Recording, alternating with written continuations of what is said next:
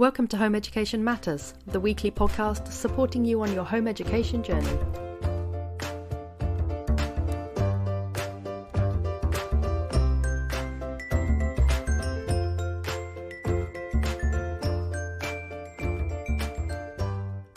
Welcome to Home Education Matters, and today I'm joined again by the wonderful Iram Malik, who joined me for a really good episode very early on in our podcast history, where we talked about exams, and we did a big mammoth exams episode. There's nothing we didn't cover in that episode. It was fabulous, and I know that even now it's one of our most popular episodes. So thank you so much for joining me again, Iram. Today we're going to be talking about English language as an option, English Language IGCSE as an option, and we're going to start with a little overview of all the different options available and then zone in on the Cambridge exam board, which I know is your favourite and lots of people's favourites when they home educate. So Iram, thank you so much for joining us today. And for anyone who didn't listen to the exams episode, perhaps tell us a little bit about yourself. Well, a bit about me. So I home educated all three of my kids all the way through. My eldest, who's now 21, makes me feel a bit old. She's finishing her last year at uni this year. She was home educated all the way through to A level. So we had quite an interesting experience through the COVID years, particularly. That's another story. Could do a whole episode on that, you know. Then we have my middle daughter, who was home ed for all her GCSEs, IGCSEs, and is now in the midway through her A levels, so is going into her second year of A levels, thinking about uni.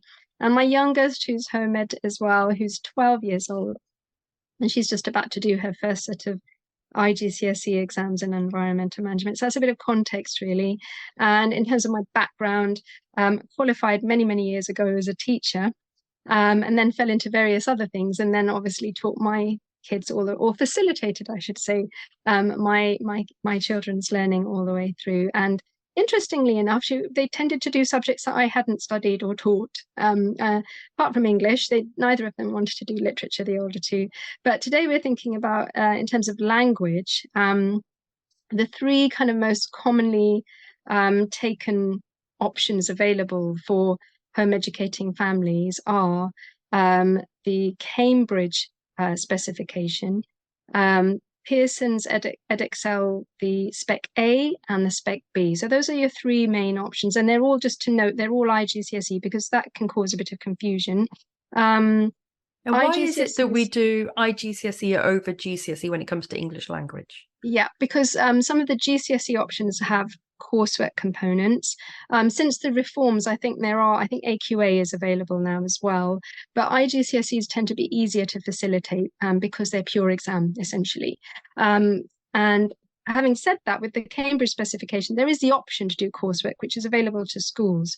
But in practice, that's not readily, easily facilitated for home ed families. So we tend to do straightforward 2 papers, and it's completely exam, and the other 100% exam, and the other 2 specifications that I mentioned are also pure exam. So those are the 3 options, really. In terms of comparing them, sometimes this is one of the factors to consider. It might be a choice based on what exam centre is closest to you. So Edexcel is a point to note. There tend to be more centres available in the UK for Edexcel compared to Cambridge. That doesn't necessarily have to pose an issue if you're willing to travel, potentially stay overnight somewhere, or travel to a centre maybe not on your doorstep. Then it doesn't have to be a barrier. I always mention that because sometimes people feel that that's not. It's just something very much to do with whatever centre is closest to you. Just your choice is dictated by what boards they offer. So just to mention that. And in terms of the skills, obviously they're broad skills which are covered in all 3 specifications, but there are quite specific differences. Cambridge is my personal preference. I do tutor in it, and my 2 older daughters did it. And that was when my eldest first did it, that was our introduction to the syllabus and the specification. And I think the thing that I like most about it is that it has quite a practical focus. It's sort of the skills and the kinds of texts that you're asked to write are quite, relevant to life, writing letters, articles, and so on.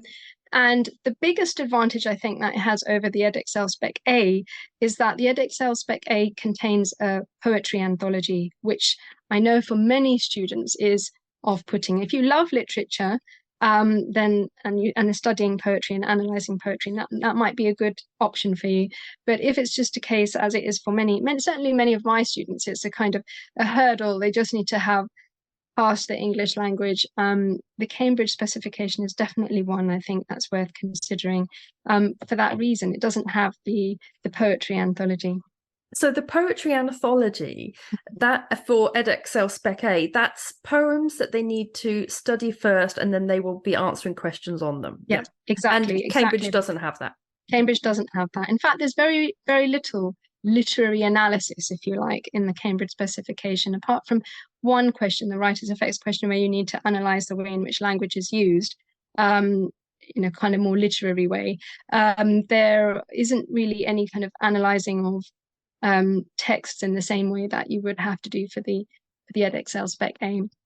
And note on Edexcel Spec B, it's kind of more similar to the Cambridge syllabus than the Edexcel Spec A, in that there is no poetry in that one either. However, it's examined by one single 3-hour paper, which in itself I think can be, I always was a bit wary of that kind of put your eggs in one basket approach. Because if you have a bad day on that day of the exam, then that's it. You've got one shot. Whereas with Cambridge, you've got 2 papers, and it's a bit of a marathon, isn't it? A 3-hour paper anyway. And it's particularly if your young person has access arrangements in place, they may be looking at potentially even longer than a 3-hour paper if they qualify for extra time, for instance. So that's something to consider as well. I know that that's something that was a definite kind of factor for us. It put us off a bit having just one 3-hour paper. So that's something to bear in mind as well. What about the textual analysis in Edexcel Spec B? Is that the same kind of thing where there's quite a lot of literature analysis? No, there isn't a whole lot of literature analysis in that one either. So they're quite similar in terms of the what I call the practical focus.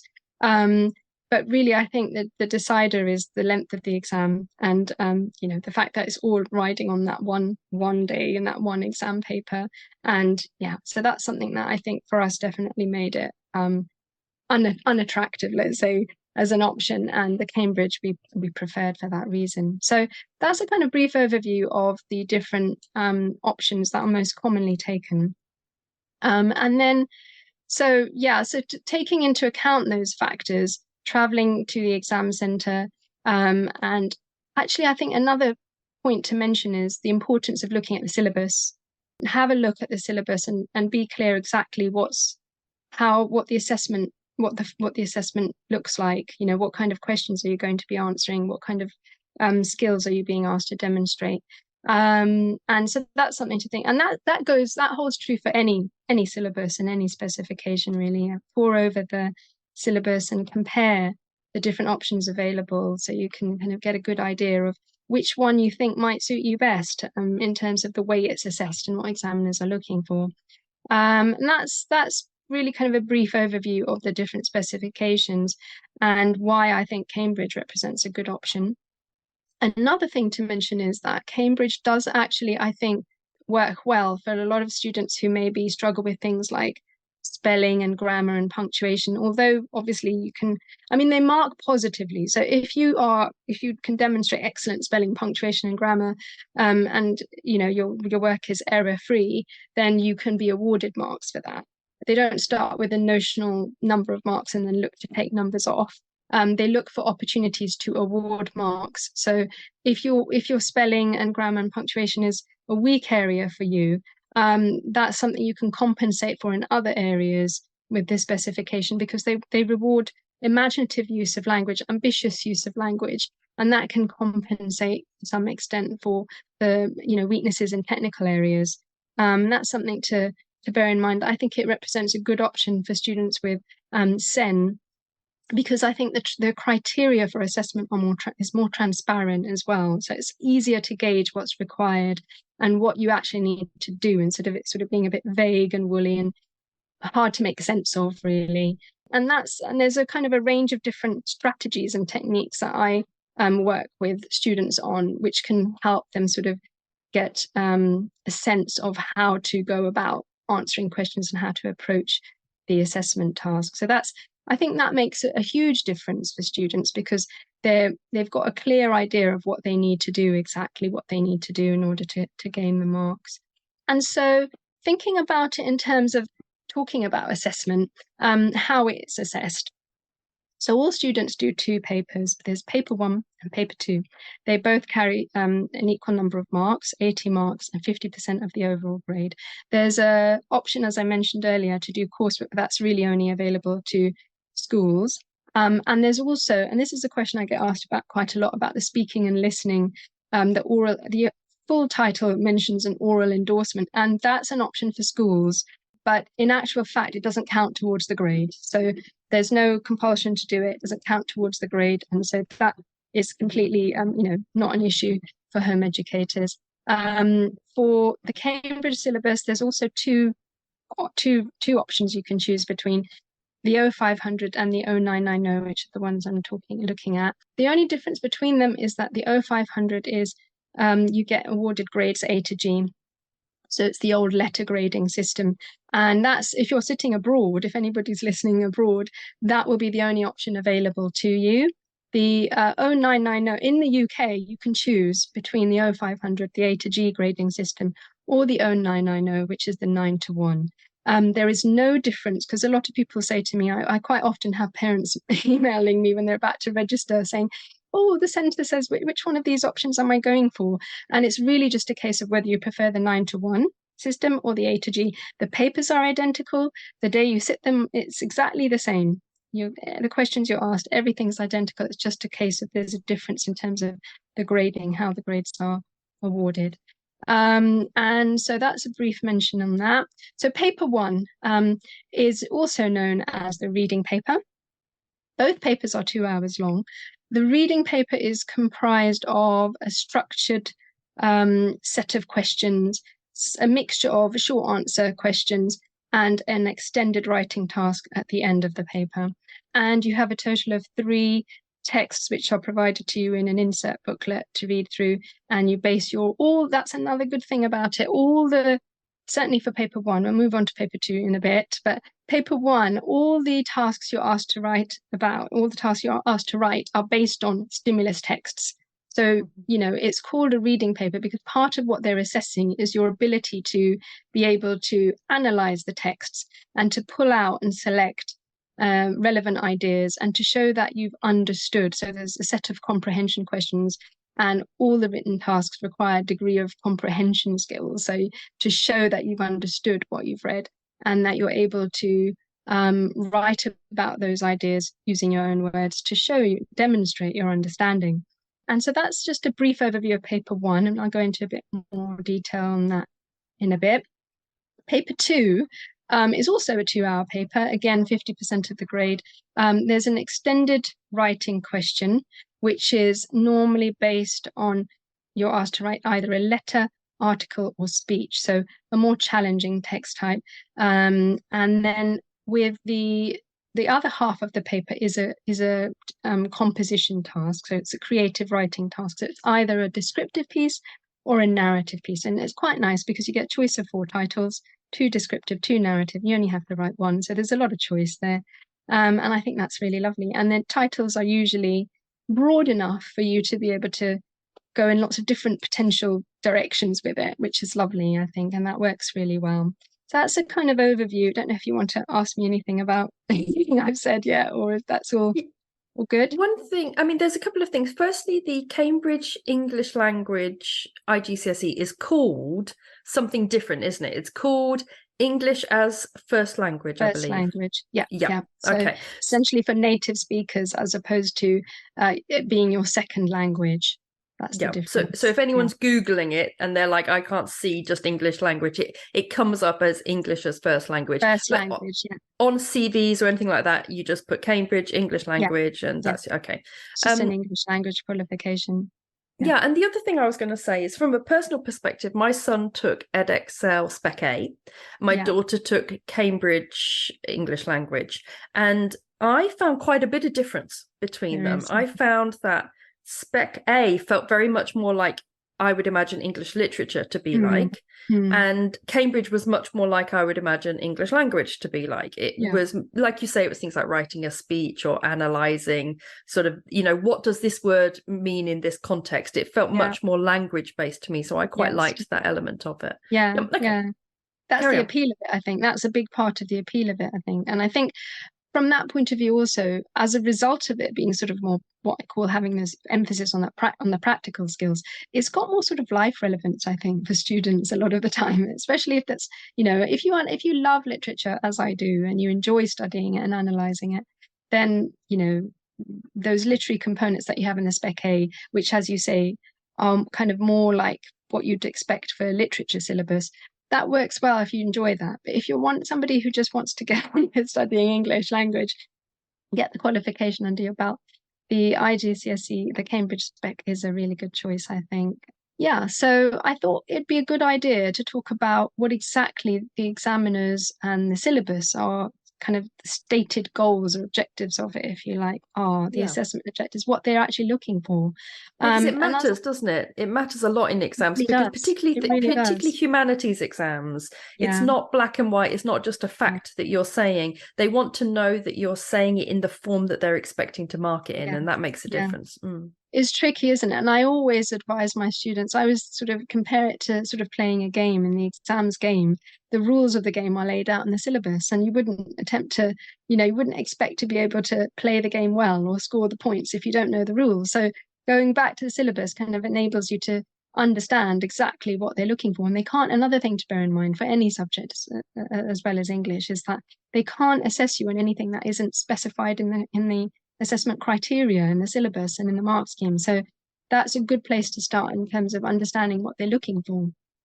And then as a result, being able to tailor your responses to match that. So they focus quite a lot on understanding, and it's stated reading and writing objectives that they have on the syllabus, and they come up again in the mark schemes. So they're applying those theoretical ideas that they specify in the syllabus in terms of actually looking at students' responses. So they focus quite a lot on demonstrating understanding of what they call explicit and implicit meaning. So that's showing that you understand basic stated facts and information on a kind of very obvious, in a very obvious way, and also implicit meanings, which are those sort of hinted at or suggested meanings that you often have to kind of decode almost and read between the lines for. Those are the two sort of strands, if you like. And then beyond that, they want candidates to show that they understand ideas, they can analyze them, and they can evaluate different perspectives, different arguments, and look for evidence to support those opinions. And the final kind of reading criterion is that they look for an understanding of how writers use language to influence readers and achieve effects, to kind of create a mood, for example, or create an impression of a character, or whatever it is in the context in which, the piece of writing takes place. So those are the reading criteria. And so when I said that paper 1 is the reading paper and paper 2 is the writing paper, in fact, both of them involve both reading and writing. It's just that it's slightly more skewed towards demonstrating those reading criteria that I just ran through on paper 1. And paper 2 has slightly more of steers more towards the demonstration of written skills. So there's more of an emphasis on being able to articulate your ideas and express your opinions and so on. And so the criteria, there's a set of specific criteria they look for with that as well. So that's one thing I noticed with the 2 papers, is that the first paper, although you're writing in response to what you've read, they want you to kind of stick to what is in the excerpts that you have. They don't want you going off on sort of extrapolations of your own imagination. Whereas the second one, it's more like in the second paper, it's more like the written insert that you get is a springboard for your own ideas more so. Yes, a springboard for your own ideas about the ideas expressed in the text. That's an important point to mention, because they're in the rubric and the instructions given on paper 2 for the directed writing task, where you may be asked to write speech, letter, or article, it does say give your own opinions, and that's not a cue to go off tangent and sort of go exploring, any ideas that aren't actually mentioned in the passage. What they want you to do is to be able to extend and develop those ideas, to take them further and think about whether there may be alternative perspectives or other ways of looking at whatever argument the writer has presented. So I'm trying to think of an example. So say the writer takes the view that everybody should be cycling more, and it would be better for the environment and better for our health and so on. If they just stated it in that way, an example of developing and extending and demonstrating your own opinions on that might be, well, to think, well, what barriers might there be to that? Investment is required for cycle lanes, for example, and people have to be able to afford a bike and to maintain the bike, and then there might be issues around road safety with cyclists and so on. So it's sort of thinking beyond and a little bit outside of the box in terms of what ways we can critique almost the opinions being expressed. So that's something that it doesn't mean then go off and start talking about something totally different, about road traffic accidents in general or whatever. So that's the key. So it's sort of knowing what they're being able to identify what the writer's saying, the arguments they're putting forward, and the evidence that they're using to support those views, and then being able to kind of almost interrogate those opinions and what arguments are being put forward, and critiquing them and thinking about, well, that's all very well, but there's some alternative ways of looking at this topic or this question or this argument. So and especially if you're aiming for top grades, that ability to evaluate the arguments is crucial, to be able to kind of think about the positives and the negatives and the advantages and disadvantages. I think as well, you're right that I found that when my daughter first started doing the past papers, she would, for the paper 2, she would tend to sort of go off on a bit of a mad tangent for a large part of it. So, for example, I think there was one where it was about foreign exchanges and evaluate whether you think they're good or bad. You had to do a speech, and it was a speech to the parents, and she sort of went off on a big long thing about how later in life the children would have friends all around the world, which was a valid point, but it was too projected away from what the parents would be interested in, which is like the cost of it, the safety of it. And I think there is that element where they need to stay quite close to the main idea, don't they? And not sort of start talking about zombies or whatever else, Minecraft. Within the realm, within the realm of the scope of what's being discussed in the texts that you're provided with. So, and I guess the thing to think about is whether it's what they call tethered to the text. So the examiners use that word tethered to. Is it rooted in the text? That's the key, I think. And it can be, I think sometimes that can be tricky for students to gauge. But I guess and this is another thing that I often say to my students, English is a skills-based subject, unlike a lot of other subjects where you develop skills as in English as you do with skills in life generally, with any area, through practice and through kind of exposure to good writing and thinking about and working on and kind of honing and refining your skills over time. And the more you do it, the better you get at it, really, and the more practiced you are. So that's kind of we touched on the kind of being able to analyze those ideas and being able to evaluate those ideas, and then alongside that being able to express your thoughts in a kind of considered, coherent, logical way. There's quite a lot of emphasis on structuring and sequencing, so being able to present your thoughts in a way that makes sense to the reader, because you know what's in your head, but it's a case of being able to communicate those ideas in a way that the reader can follow and it makes sense and they can see where you're going with these ideas. And it's not jumping around between sort of subtopics, if you like. You've got a clear series of paragraphs, each of which is looking at a specific aspect of the overall topic under discussion, and there's clear linkages as well between the paragraphs. And this is primarily for there's a writing task in paper 1, a writing task in paper 2 that is things like newspaper article, speech, diary entry, that kind of thing. And I think that's what you're because the other ones are shorter questions, aren't they, based on a text?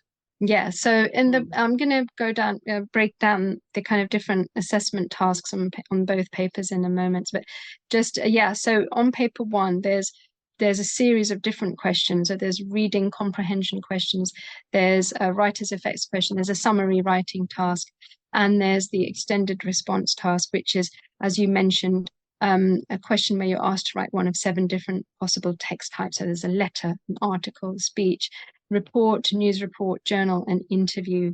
So it's quite wide ranging, and you don't know which one of those 7 different text types they may ask you to write. So you have to be, although certain ones feature more than others, news reports and reports hardly ever come up, but still always good to be prepared just in case.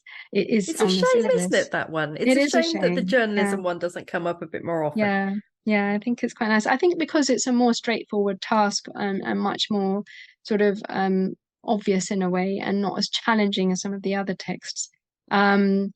But you know, on paper 2, you'll be asked to write one of those 3 text types I mentioned. And one thing to note also is you won't be asked to write the same text type on both papers. So you won't be asked to write a speech for paper 1 for the longer written task, and a speech on paper 2. It'd be different ones. That's just a point to mention there. So it's helpful though, isn't it? Because if you've sat paper 1 and you've done a speech, you know you don't need to revise a speech for paper 2. You know you don't need to do that because it's already come up on paper 1, and that's why it's important to mention it. So as you'd expect with an emphasis on the written skills, you'd expect you know, examiners to be looking for effective vocabulary, sentence structures used for effect. And that's something I think people neglect sometimes, using a variety of different sentence types and starting your sentences in different ways to make it interesting and engaging. And then you mentioned you know, an awareness of audience for the question that you said your daughter was when she was giving a speech to parents. So showing an awareness of who you're talking to. If you're writing a speech or an article, who is it aimed at? Who is your audience? And knowing and showing an awareness of what they may be interested in, and what concerns or issues might be relevant to them. So, and using a level of formality, a register that's appropriate for that audience as well. So that's another stated objective for the written assessment elements there for paper 2. So that's kind of an overview of the reading and writing objectives and what's stated in, it's all in the syllabus. So this is all online on Cambridge Board website, so you can get your head around that there and have a look at it. Although having looked at the Cambridge syllabus, I'm very glad you're summarising it for us, because it's not that easy to tease out these relevant things. Actually, it is. I think you're right, and I think in some ways, and this is something I'm always been quite conscious of when I'm teaching as well, which is why I do write quite a lot of as you know, my exam prep courses, a lot of it is working on exemplars, because it's all very well talking in abstract terms about, you know, what these skills are, but I always like to translate that through to what a piece looks like when it does demonstrate those skills, so you can see it in practice, if you like. So the syllabus, the criteria that I've run through with you is just sort of in general abstract terms, but what does that look like in practice? And that's, I think, sometimes something that students struggle with. So I've always focused on writing model responses and having exemplar responses that you can talk through with students, so they actually can see what that means. You know, how does that look? You know, what does it look like in an actual finished piece? And I think that's really helpful for students. So we've already sort of talked about the reading objectives, showing that you understand a written text and how words are used to create effects and to influence the reader, or whatever it is in the context of the piece, to be able to summarize material for specific purposes, and develop and analyze ideas. Those are sort of the broad skills that they're looking for evidence of in students' responses. And in terms of writing, we kind of talked about sort of just summarizing really what we've mentioned, being able to express your ideas in an articulate way, organize and structure your responses in a way that's logical, coherent, cohesive, you know, it holds together, using a variety of different sentence structures and types, being aware of who the audience is and what the purpose of writing is. So that the mnemonic tap, you know, the text type, the audience, and the purpose, those are the key sort of elements when you're writing any piece, bearing those in mind. What was the middle one? An audit, did you say? Audience. Oh, audience. I was going to say audience and purpose. Yes, not audit. I was thinking I'm not sure what an audit would be there. No, being aware of who it is you're writing for, and what may be of relevance to them, and using language and a certain level of formality that's appropriate for. So, for example, what that means is in actual terms is if you're asked to give a speech to young people or write an article for young people, obviously young people will have different concerns about, if it's about, I don't know, the topic of health or whatever. Young people will have different concerns and different pressures that might mean that maybe they're not engaging in exercise as much as they would like to or they should do, because they've got pressures of study, the social life to consider, etc., etc. Whereas if you were writing for an audience of older people, they may have different concerns and different priorities, different other kind of challenges that they're faced with. So it's a case of recognize, and it's always specified who the audience is, and there's a reason why they do that, because they want you to pick up on that and note that this isn't just a generic piece. It's not a general audience. It's you want to kind of be able to tailor what you're writing to reflect the interests and where the audience is at in terms of what matters to them. I think actually that's a very good piece of general advice for exams, is that if there's information in the question, it's there for a reason. Like history, for example, is a good example. If they say, oh, this is a source from 1872 written by Pastor Morris, you know that it's important that you have that information. And it's exactly the same with English, isn't it? They wouldn't say you're writing a letter to the company to complain if it wasn't relevant that you were writing it to the company. Exactly that. So and also when you're reading the text, what that made me think of is when you're reading the text, sometimes there's seemingly random pieces of information in the text and you kind of think, oh, scratching your head, what's that there for? But it's a question of thinking about what that might suggest. For example, there was a question a while ago that from a past paper where you were supposed to be writing a letter to your parents, having decided to change career and go in quite a different path, or change what it's a question about somebody who worked as a vet and he was setting up a out of hours practice. I remember this one. Do you remember that one? And so I think I've done every past paper in English language. You get very familiar with them. And so he was writing a letter to his parents to explain his choice. And so there was a seemingly random piece of information there about how Mark, I think it was wearing a jumper that his mum had knitted for him. And you kind of think, what's that there for? Why are they including some random piece of information about wearing a jumper his mum's knitted for him? And the purpose of that was it's just sort of there to suggest maybe they have a close relationship, that his mother cares about him and is interested in concerned for his welfare, and that kind of it illustrates, and that's an example of implicit meaning there, because it hints at the closeness that they have and the relationship that they have, and therefore how his mother might likely respond and how he might sort of justify or explain his decisions. So it's sort of, that's what I mean by the implicit meaning. It's sort of working out and reading between the lines. What does that tell us?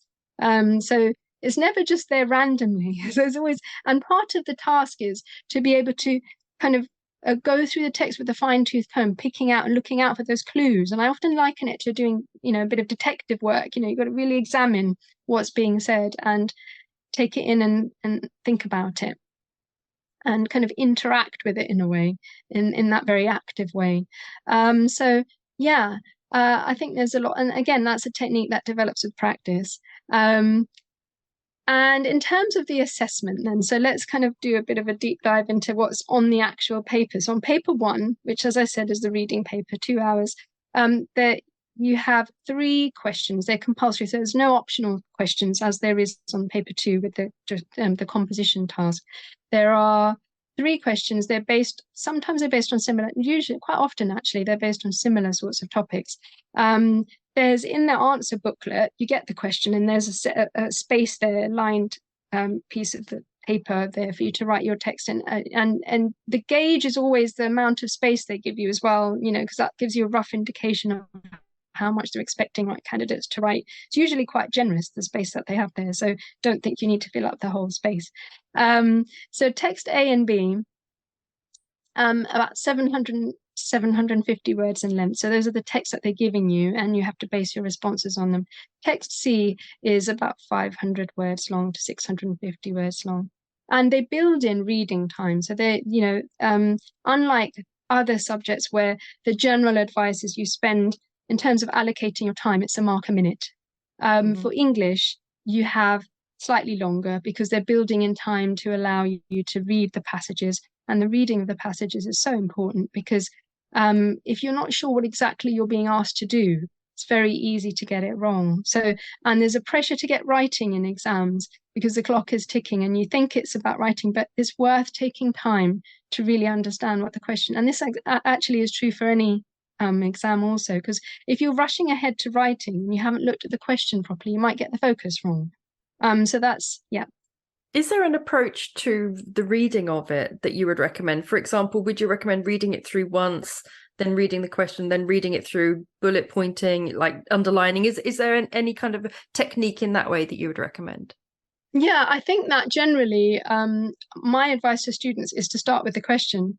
Start with the question and then analyze what the question is asking you to do. So I was talking to my daughter earlier, who's marking papers, self-marking papers at the moment. And I was saying to her that it's worth taking a few seconds to read the question, not once, twice, underline and circle and highlight the keywords, and then ask yourself, what am I being asked to do here?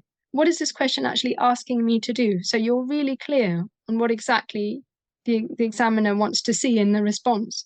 And then you go ahead and you read the text. And if you do it that way round, obviously when you read the question without the context, you won't know what it's talking about, but you'll have that in the back of your mind percolating away. And then you're kind of filtering certain information from the text as you read it.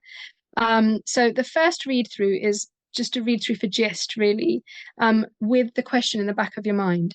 Then I'd suggest reading it again, but this time really studying it closely and picking out and identifying the relevant points, cross-referencing against the question. And this is another thing, it's not a test of memory. You're not looking at the question once and then not looking back at it again. Equally, you're not reading the passage once and not looking back at that again and just trying to remember what you've read. It's an active process, kind of comparing the text against the question and asking yourself, does this match what the question is asking me to do? And if it does, then it goes in. And if it doesn't, you leave it out. So that's the approach I recommend. And then we'll talk more specifically about the extended response in particular, which has 3 specific bullet points. And with that, you need to be able to tailor your response to match the information, the requirements in the question to address those specific bullet points. So I recommend color coding the text according to, give each of your 3 bullet points a different color and highlight the text according to those 3 bullet points and match the corresponding text to the bullet point so that you're clear where things match up, which bits in the text correspond to the bullet points. It's really helpful that, and actually I think in the end my daughter, when she underlines things, she underlines like basically everything, so you end up with actually what isn't underlined is the only thing that's visible. And so we ended up doing something slightly different where we numbered the bullet points and then she put a number by, so if it related to number 1, she put a little one above it and did it in that way, because otherwise it was a smorgasbord of color.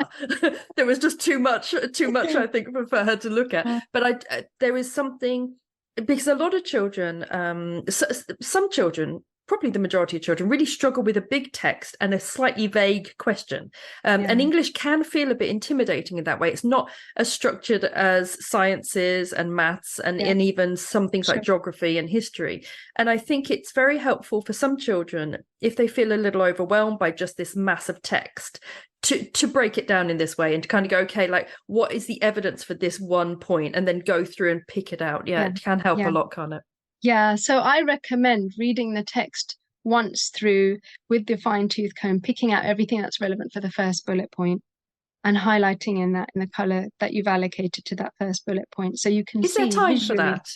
Is there time to do time for that? There is read time through like basically 4, because that's 4 read-throughs, isn't it? The thing is, what you're doing is you're scanning. So you're not reading each and every single word. You're looking out for things to jump. And by the time you've read it the first time, you'll have a vague idea of what's being said in each part of the passage.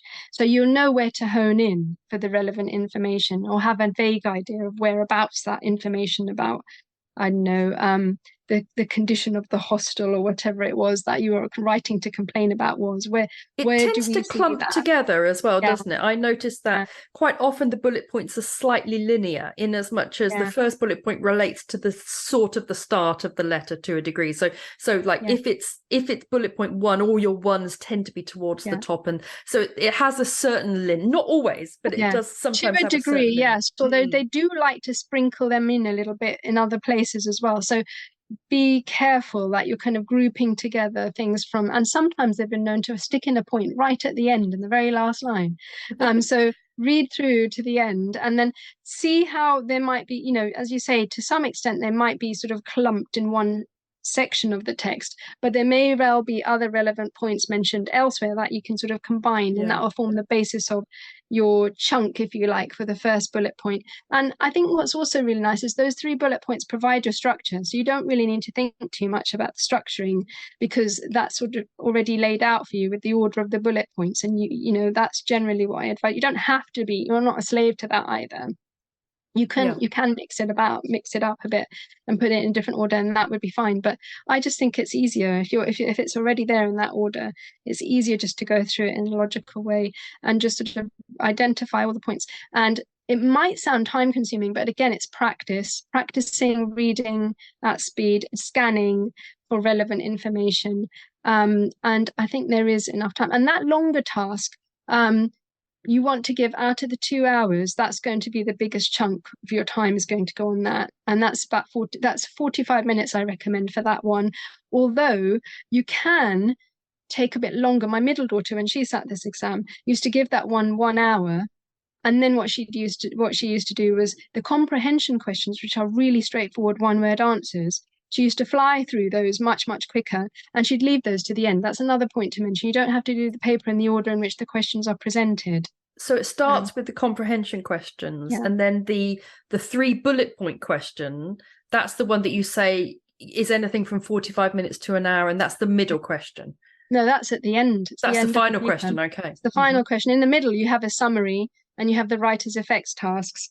And so the last set of questions from the writer's effects onwards is on that last text, which you use as a basis for the final question, the extended response task. So you could, I mean, there's lots of different approaches to this. You could start in the middle and ease yourself into it with the writer's effects question. So you're already, that's a point in terms of you're saying, is there time for that? Because if you've done the writer's effects question before you've got to the last extended response task, you'll already have a degree of familiarity with it. You're not starting from scratch by the time you come to the extended response task, because you've already read through it.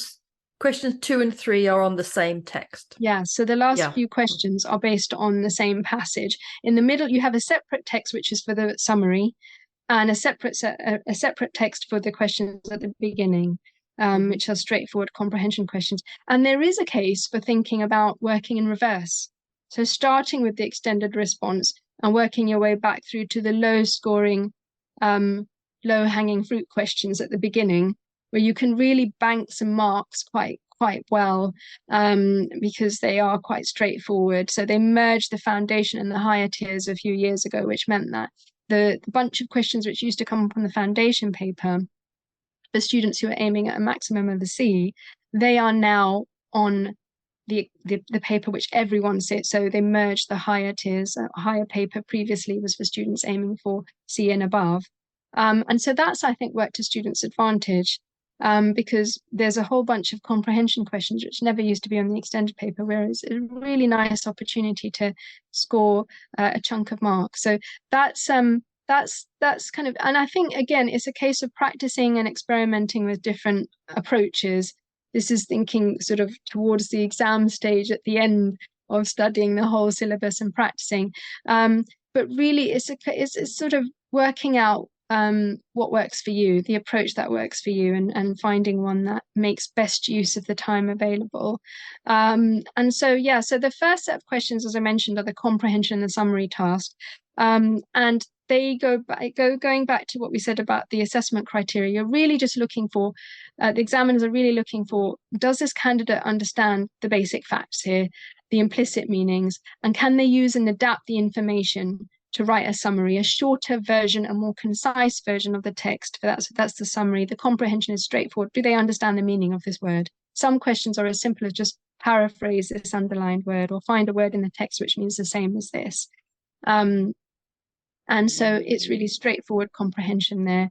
And the summary writing is quite straightforward. The real kind of thing that people struggle with that is being able to condense everything down, and there's some tips and tricks you can use for that as well. So get rid of anything that's descriptive or illustrative or examples, and it's really just about communicating the key facts as concisely as possible using dense information packed sentences. So you're just getting straight to the point. So it's not about what the narrator might have been meaning, their use of metaphor. It's literally then this happens, and then this happens, and this happens in the text. Can you just pick out and identify? And the question again will have a focus, which you need to be able to pick up on, and identify the points that relate to that, and communicate those ideas expressed in your own words to show you've understood those ideas. This is the summary task. Yeah, as succinctly as possible. So that's a summary task. And so that's question one. So it's a set of comprehension questions and a summary task. And then in the middle, you have... How long should that take, do you think? About half an hour? That takes about 25 minutes or so. As I say, it's give or take, and different, some students find summary writing, the comprehension doesn't tend to pose issues for students. The summary writing task can be a bit, some students really struggle with paraphrasing, for example. And so that can be a bit more challenging for some students, but again, it's practice. But it will vary a little bit depending on how confident and how strong students feel in being able to paraphrase. And having a good vocabulary really helps with that, because if key element is you need to paraphrase, if you've got alternative words available to you in your vocabulary, it really does speed up the process.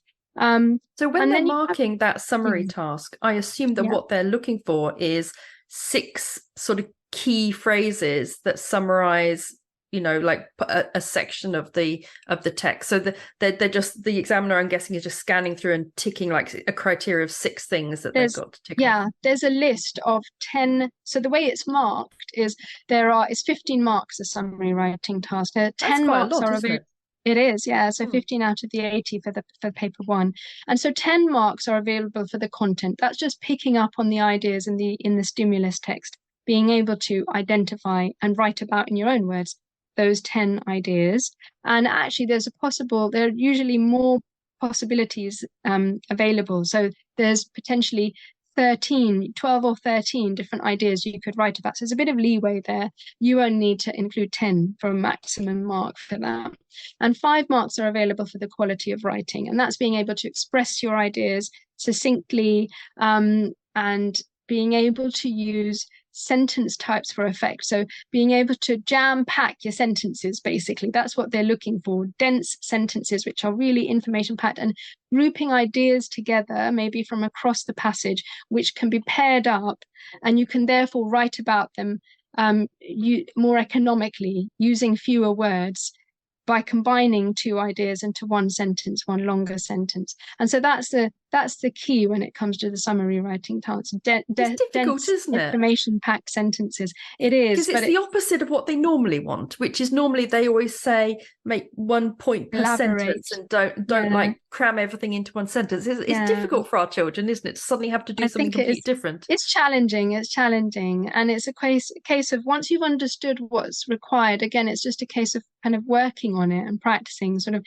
picking out the ideas and then thinking about how you can combine them. So I'm thinking about one past paper question on the new spec, which was based around a passage about how and why libraries have had to update their image. And so the 2 ideas there were the how. So, for example, libraries now are more open, airy and spacious, and they're more sort of community hubs, which offer a lot of other different services and products as well, not just books. And that's the how. And the why is because maybe their image was seen as outdated and fusty, and competing with online retailers, they had to kind of create a fresh, brand new image for libraries and so on. So that you can see, that's to illustrate. So you've got the how, and the why. So those are the two sort of elements within the summary that they want. And they really just want you to pick out all the points that relate to how they've changed in one half of your writing. And they might not be even, but sort of split into two sections. And then the why. Why is it they've been forced to change or had to update or rebrand themselves in this way? So that's kind of, it's really, I mean, that's what I mean about the criteria being quite transparent, because you know what, if you know and you've got your head around what it is you need to do here, you literally need to pick out points. You need to scan the text and say, is this a how point? Where are all my hows and where are all my whys? And how can I group those hows and whys together to make sort of sentences that really, condense the information down, so you're sticking to the word limit, because that's the key. I mean, a summary obviously has to be in a limited number of words.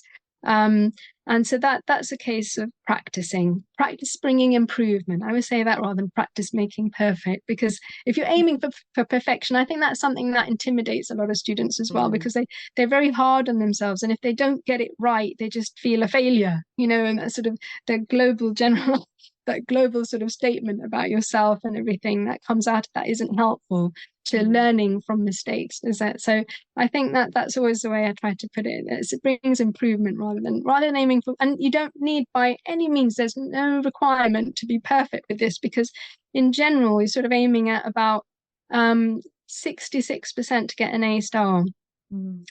For that's I think that's it's not as high as many people think it might be. So there's absolutely, and your exam certificate won't say whether you've got 100% or you're a borderline A star. So it's really it's really not an issue. So I think that's something to bear in mind as well, because I think that's why a lot of students find English in particular, because it is a bit vaguer in terms of what you need to do, and what makes good writing. I mean, it's very subjective, isn't it? The criteria being applied are applied by a person and their subjective judgments on whether this is effective writing or not. But I think of the three specifications, Cambridge is a lot clearer in terms of being able to unpick what they're looking for, and it is quite it's prescriptive, but I think that works in students' favour, because they know what they need to do, and they're not vague as much as they may be for the Spec A, for example, Edexcel Spec A. So like you say, once you learn the rules of the game, you can play well within the game. But it works. It's annoying that it's like that, but once you realize that it is, then you have freedom within that, don't you?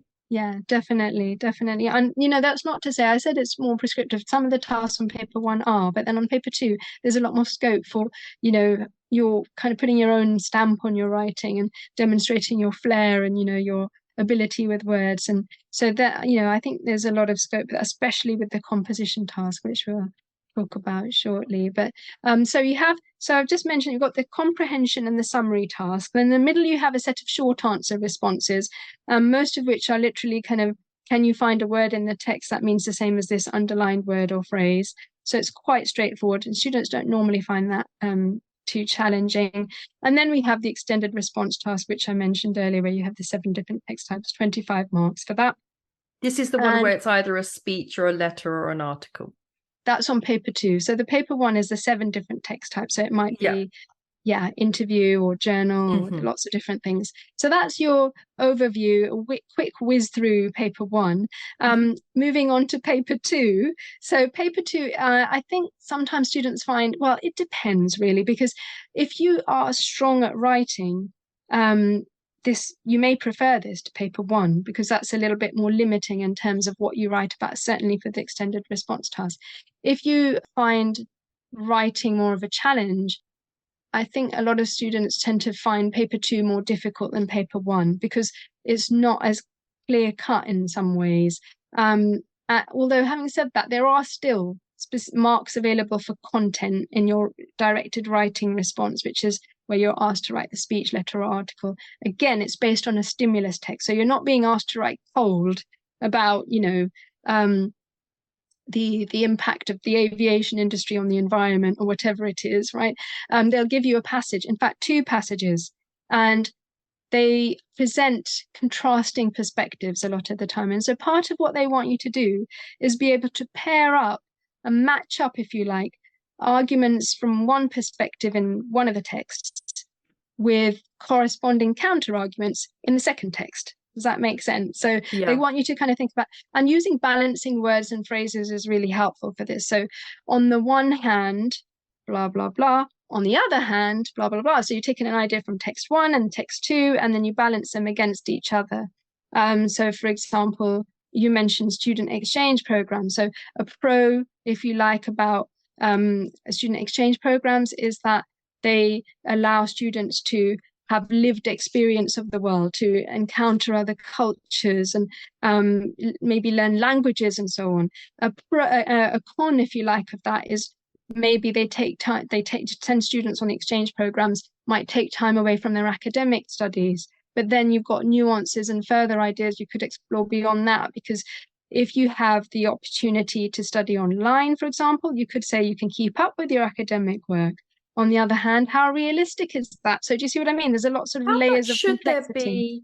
How much should there be that kind of batting back and forth? Because I know that my daughter tended to get a bit lost in that in the end, she ended up doing basically the first half, which was all the for, and then she'd be like, on the other hand, and then she would do all the against. Because I find sometimes with the back and forth that is a really lovely natural way, but she just ended up getting lost down little alleyways. Yeah. You can do. I think, well, either approach might work, but I think that the going back and forth is sort of naturally presenting. I think it flows better because you're not going to be referring back to ideas that you mentioned in the first half in your second half, if you see what I mean. So if you're mentioning a pro and then you're referring to an idea which kind of counters the pro in the second half, it can feel a bit disjointed. You're more likely to hit each one as well, aren't you? If you do each one in turn, whereas if you do all the pros then all the againsts, you may miss a pro, mightn't you? Exactly. Yeah. So I think the key to that is planning, which I think a lot of students struggle with and don't.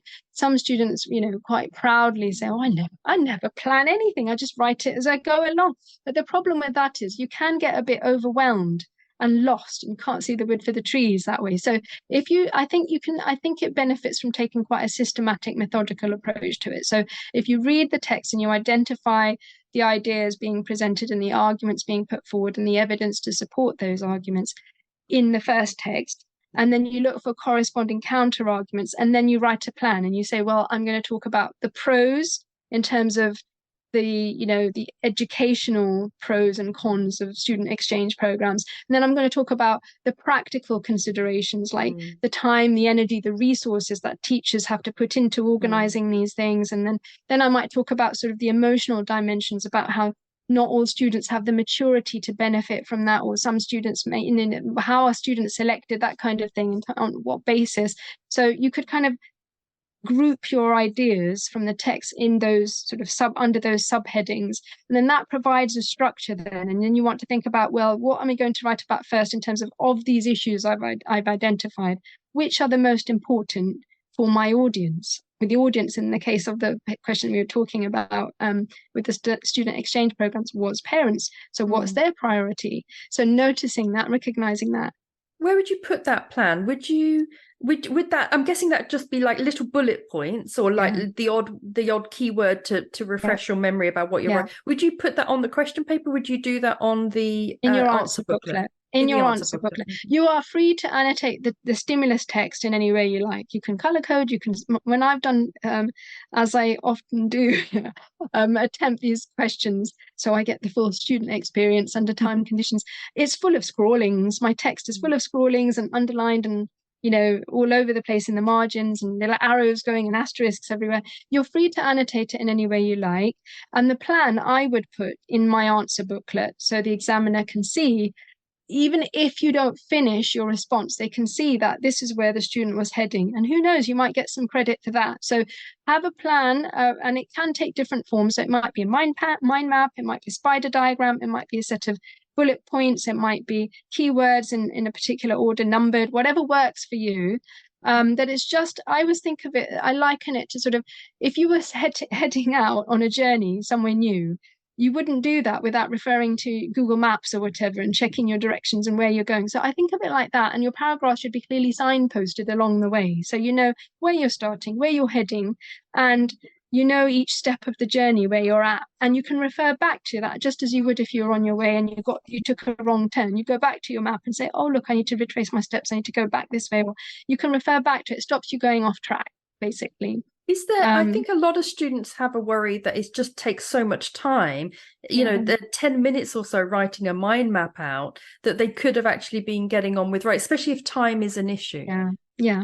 Well, I think it's important to mention that you do get an hour for this task on paper 2, and you're only expected to write around 450 words, which is about a side and a half or so, up to 2 sides. Yeah, you know, important to mention also is that there isn't a word limit. So there's a suggested guidance, you know, guideline number of words to write in the question, but you do not have to stick to that as a hard word limit. So whatever you do, don't go back and sort of edit bits out and cut bits out and think I'm going to scrap that because it's going out, and don't count the words. Don't sit there counting spend 5 the minutes counting the words. No, absolutely not. Because if you're over, you won't be penalized. There aren't any questions apart from the summary task where you have to stick to a word limit.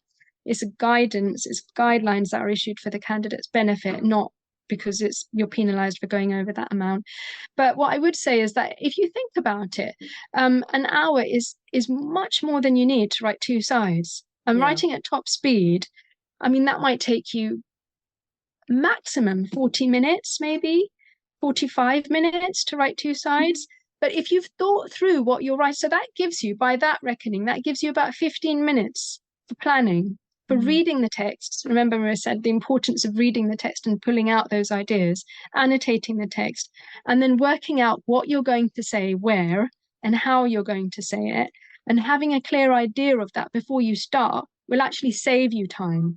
And it will stop you from going down the wrong path and then having to, you know, rejig your whole piece and it getting very messy. So if you've got, and you'll feel more confident going into writing it as well. So, and that's a big part of it too. So there is time built into it for reading, analyzing the ideas, thinking about and putting together a plan. And the plan, I'm not suggesting it should be extensive, just a very brief outline for your own benefit. You know, only you have to understand. I mean, if the examiner reads it and it should make sense to them and you can get awarded marks for it, that's all well and good. But it's primarily for your benefit, so that you know what you're going to be writing about where and how you're going to express the different points. So, you know, it's just a case of, again, practice, because that comes with practice, being able to be, and I always say it's important to focus on the techniques and understanding what you need to do. And then with practice, you can build speed. Speed building comes after you've got the basics in place and you understood what needs to be done. When my daughter and I were doing past papers to begin with, which was pretty much, apart from your course, Iram, it was all we did was we did your course and past papers. That's all we did.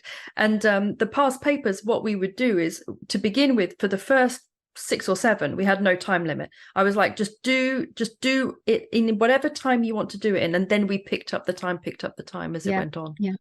Yeah, because that is always a bit of a concern for students. And I always say when I give them past paper tasks, like, this is ideally what you're aiming for. Keep an eye on the time, but don't worry if you're going over that in the early stages, because so long as you've got a gauge on how long it's taking you, and then you're building with practice, that will improve. You'll be able to do it more efficiently, and you get into the swing of it, don't you, with practice? Yeah, and I think actually the Cambridge paper is quite nicely timed. My daughter, for example, is dyslexic, so she had access arrangements. She's not a very fast typer. She didn't have extra time, and actually she never ran out of time. And when we were at home doing the practice, she never ran out of time. And actually it's quite generous for time, isn't it? Yeah, I think the timings are quite, you know, I think this paper 2, I think, is quite generous. I think 2 hour, an hour each for those tasks, given the amount they're expecting you to write, is quite a decent amount of time to get that done, and quite reasonable. So most students, I've had very few students who've struggled with time management and fitting it all in the time available.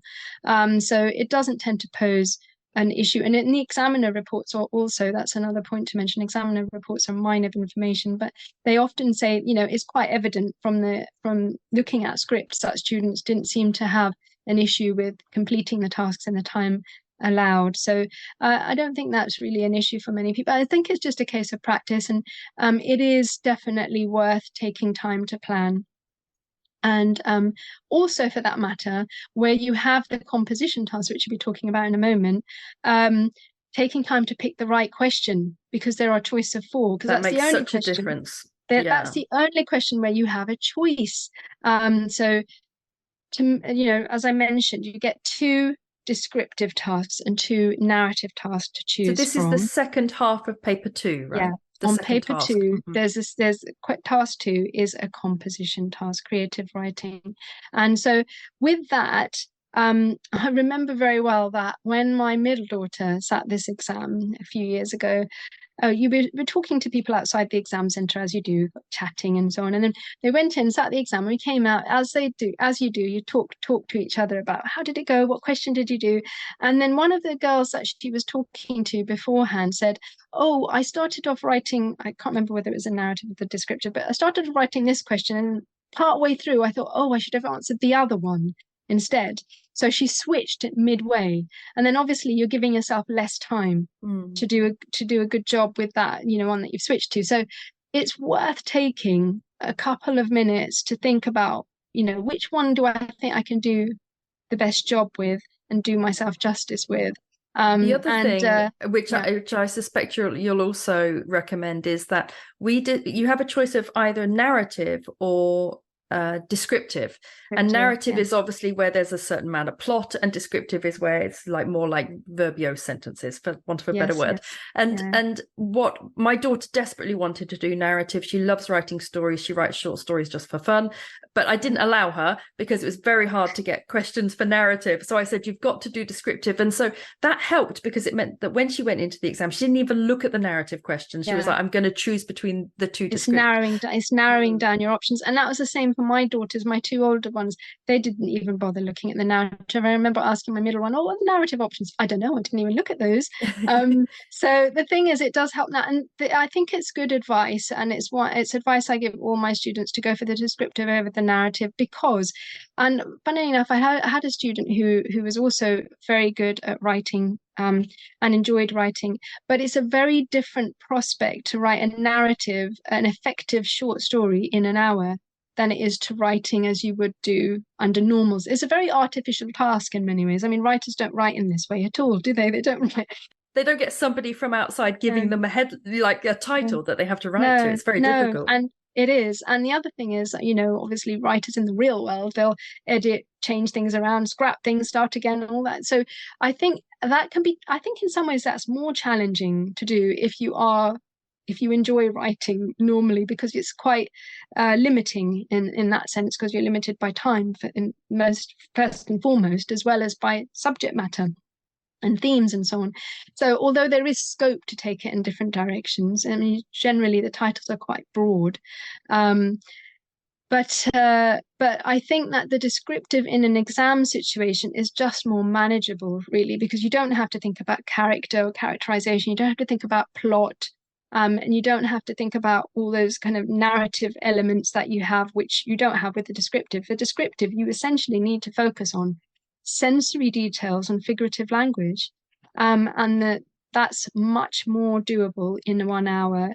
It's much easier to do that well. And there's lots of tips and tricks that I give students in terms of building a bank of vocabulary and interesting figurative language examples that you can adapt for different contexts in the actual exam. So my daughter did the same thing, where we would before the exam, about 2 weeks before the exam, I made her write out a little bank of metaphors. So it was a metaphor for a sunrise or a sunset. It was a metaphor for texture, like wings, or like animal fur, because invariably that comes up too. It was something about raindrops. Quite often come raindrops on a window, and I would get her to think, and she would think up really interesting metaphors or similes that she could then use so she didn't have to think about, while she was writing, think about something clever. She already had a kind of bank in her mind.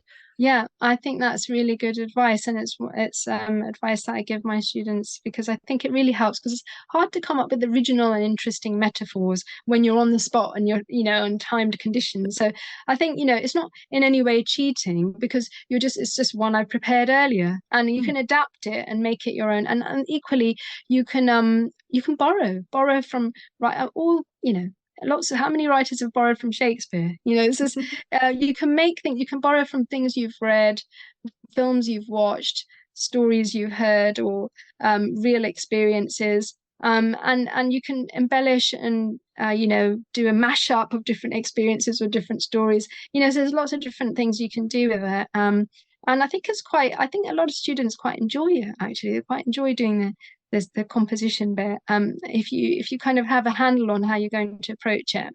That's the key thing. So again, with this, the focus is in terms of the criteria, being able to express your thoughts and feelings. And they're quite often, the rubric will state, describe your thoughts and feelings. And that doesn't mean saying, I felt happy, I felt scared, I felt tense or excited. What you want to do is think about the mood and the atmosphere and what the character's thinking and feeling, and try to convey that through your use of language. So, for example, pathetic fallacy, which I love, like if you use, you know, metaphors relating to the clouds, if the clouds are angry, or the sun is benevolent, whatever, that kind of suggests it can reflect, it can mirror the narrator's state of mind and their emotions, their emotional turbulence or their emotional kind of calm and serenity or whatever it is.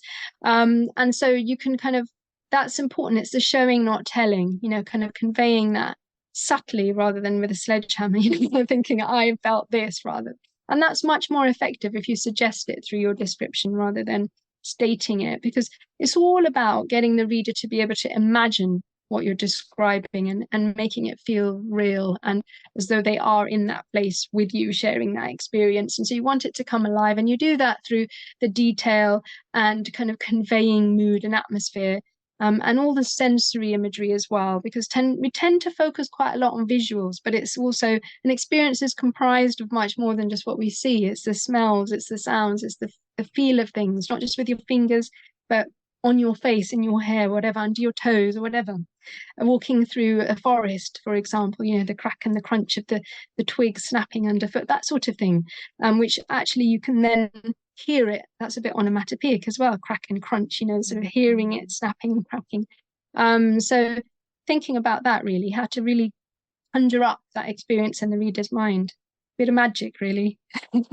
I think English language is one of those exams where you like we've said, you need to know the rules of the game in order to get the high marks, but it's also important that the child is able to enjoy the process. And I know my daughter really she loves writing, and so she really enjoyed the descriptive writing process, and I could have been much stricter about how she did it and she would have got higher marks, but then she wouldn't have enjoyed it so much. So for example, she because she likes narrative, she insisted on having a cast of characters that she had invented in her head with lots of metaphors about how they looked and what sort of people that they were. And then she was going to describe those as part of the descriptive writing, regardless of what the title was going to say. And actually, the titles, she was going to shoehorn them in regardless. And actually, we looked at something like 10 past papers, and they all had, I actually set her as one of her homeworks.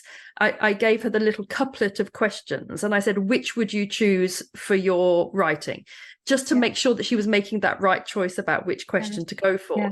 And they all had one that you could easily talk about characters, whether it's like a picnic in a park, or I think in the end she did a cafe, because one of the questions was about a cafe. And so she had customers in a cafe. Now, there's no doubt that if she had been just more descriptive about the environment and the landscape, she probably would have got better marks, but she would not have enjoyed it so much, and she wouldn't have got her pink Mohicaned guy in, and, you know, the girl with the lots of eyeliner, and she wouldn't have enjoyed the process. So it is a bit of a balance as well, isn't it? It is, definitely. And I think so much of that comes, you know, you rightly say that there aren't as many character-based descriptions. There's a lot focused on place. And a tip that came to mind just now when you're talking about that is reading kind of travel writing, read the travel section of the BBC website. You know, that's a really good source of inspiration. But kind of borrowing from real people, you know, when you're on the tube or the train, looking at the people across from you, making notes about what they look like, practicing those skills as you go. And I think that makes it more enjoyable as well, basing it on real things and experiences and memories and so on. So it's more meaningful in some ways as well, as much as it can be. As much as it can be for an exam. Yeah. Okay, so that's both the papers. So are there any broad tips that you would give for the exams in general? I think my top tip, somebody asked me this years ago when my eldest did really well with this exam.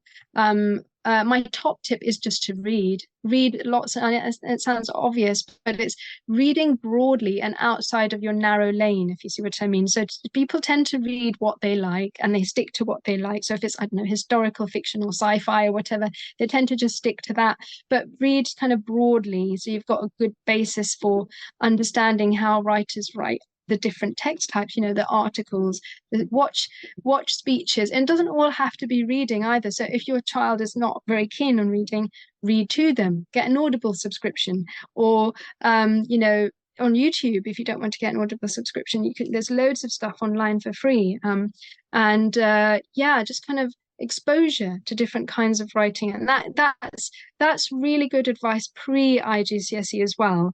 But during the GCSE period as well, it's good to just keep looking at speeches as well. There's a fantastic resource called Speakola, where that you can access loads and loads of different speeches from movies and all sorts, and really kind of, it's nothing like watching a speech to see how those how the writers, how this person giving the speech is using things like rhetorical questions and using direct address and inclusive language and repetition and alliteration and all of that to make it memorable. So it's really kind of contextualizing it as well, and just reading read Michael Palin and Bill Bryson and people like that, because they write very evocatively. Louis Theroux is another one. So reading widely, kind of giving yourself as much kind of exposure to those different writing types, if you like, and then by osmosis you start to absorb what makes effective writing. It just sort of becomes second nature, really. You kind of get a feel for it through that exposure, and kind of analyzing it as well to some extent, thinking about how this image or this metaphor works, and because the flip side of reading is writing, isn't it? So to improve your writing, it's kind of useful to analyze how good writers do it, and then kind of develop those skills yourself. And that's I think the best advice I can give. And what about, that is good advice. And anything that gets children reading is good advice.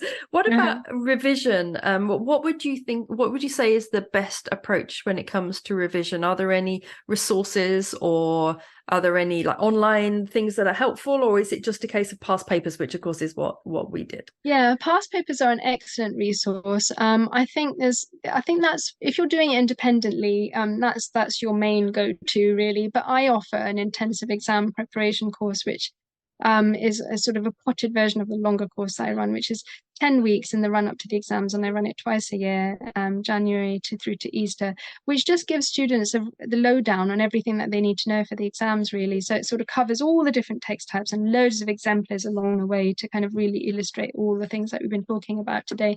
Because as I said, it's very important to put it into think about what that means, how it translates in practical terms, in real terms. What does that mean? There are YouTube resources as well you can use. There's a few channels on there, and there's lots online as well. Cambridge themselves produce an exemplar booklet. But the reason why I started writing exemplars in the first place is because there aren't that many available. Even in the candidate, in their exemplar booklets that Cambridge produced, there's like an example of an A, B, and a C or something. There's very few examples to go on. So I started writing them for the benefit of my older daughter, so that she could actually see what I meant when I said, use these techniques, and how does a piece look that's well structured? What does it look like? What kind of language is being used, and how does it engage the audience, and all that kind of thing. So yeah, so that's just that's what I offer. I mean, the other thing I would say when it comes to your 10-week course is that my daughter did it like a good year or so before the exam. We'd not studied English language. She did your 10-week course, and then because you put it all on Google Drive and we've got access to all that, you put a lot of resources in as well, don't you? For each week there's a lot. And so what we would do is then, when we were doing our past papers, we would do a past paper with a focus on, say, for example, this type of question, and you sort of like you sort of number it. So you're like, this is like task 1, task 2, and that's very helpful. And then we would go back to your resources. So you don't have to do your course just before the exam, do you? You could actually factor it in and sort of work it through quite slowly. Yeah, you could use it as a complete course. And I'm very, very much, being a home educator myself, I'm very focused on empowering students and empowering parents. So giving them the skills so that they can then use what I cover in the course to help themselves understand the criteria, which they can then apply to marking papers themselves. And obviously, for some people, that's a bit challenging. And I offer a past paper marking service, and there's other people who do that too. But the idea is that I'm hopefully equipping parents and students with the skills to be able to assess for themselves the quality of their responses and have a gauge on where it sits in terms of marks and grades and so on. So yeah, and I know that several people have like yourselves used just this course as a complete resource, because I don't assume any prior knowledge, because people come onto the course and come to me, and I with very different levels of ability and different experiences, so I don't take anything for granted. I cover everything from scratch, but it's intense and it's potted. But you could take it as a complete course and spread it out over a much longer period and use that as a kind of framework for learning everything you need to do for the exam. And it's lovely to hear your feedback, by the way. Thank you very much for that.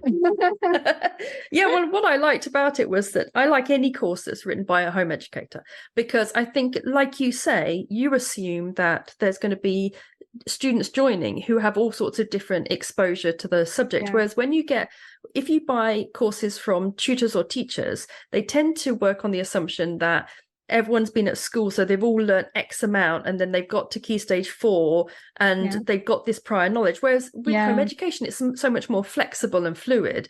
So I liked the fact that you worked from the assumption that it's like, we're starting from scratch and this is all everything that you need to know. So everything I needed was in your one course. And that, as a home educator, it takes, when you're doing quite a few GCSEs with your child, it's so nice to just think, okay, that's sorted. I don't need to do lots of research and print off resources. I've just got it all ready for me.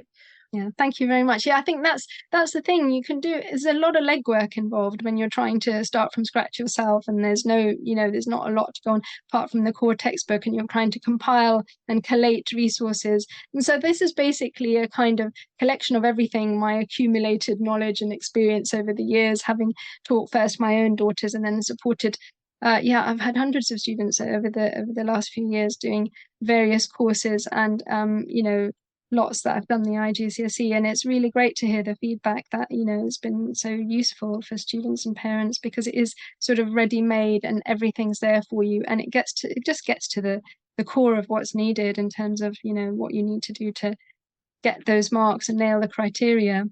And you also run a Facebook group as well, don't you, which is specifically for this qualification? Yes, that's right. And lots of tips and advice and tasters, and I do free webinars from time to time in there as well. So I did an exam clinic one earlier this year where I just I invited students to send assignments as completed past paper questions to me, and then I ran through a selection in the session. So it's just nice to be able to support other home educators through the process, because it can be daunting, and it's nice to have that support there and know it's there's advice on hand, and lots of other things, like a series of 10 days 10 tips. So every day, sort of over 10 days running up to the exams, a series of tips on how to kind of maximize your marks and so on. So that was quite helpful for students, I think, as well, from the feedback. So lots of things on there. So everybody's welcome to join that as well. And I'd like to see you there. What I'll do is I'll put the links for Iram's course and Facebook group on our Facebook page and our Facebook group. So if anyone is interested, I'll pop those in there. So do join our Facebook group and our Facebook page, or follow our Facebook page, or however the machinations of Facebook work. And so do follow us on social media, because that tends to be where we put the links and any resources mentioned for the podcast. So Iram, thank you so much for guiding us through the Cambridge spec today. I know English language is one of those, like English language and maths are the two you need to kind of tick off Yes, So definitely. yeah, it's nice I think to talk through in depth a spec that is quite important, an exam spec that is quite Yeah. important for lots of parents. So thank you so much, Iram. It's been lovely having you today, and I look forward to our next podcast. You're welcome, Eleanor. Thank you very much.